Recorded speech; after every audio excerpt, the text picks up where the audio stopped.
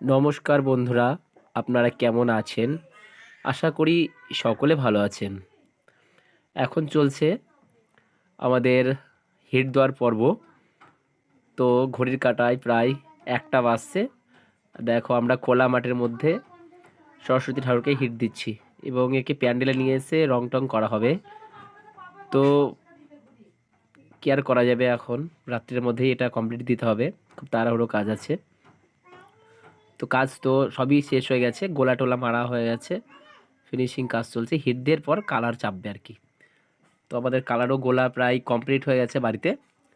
আমরা 2 ভাই আছি মাঠের মধ্যে। তো দেখতেই পাচ্ছেন আপনারা, সরস্বতী চলছে, সরস্বতী মাতা, এটা মাতৃ প্রতিমা।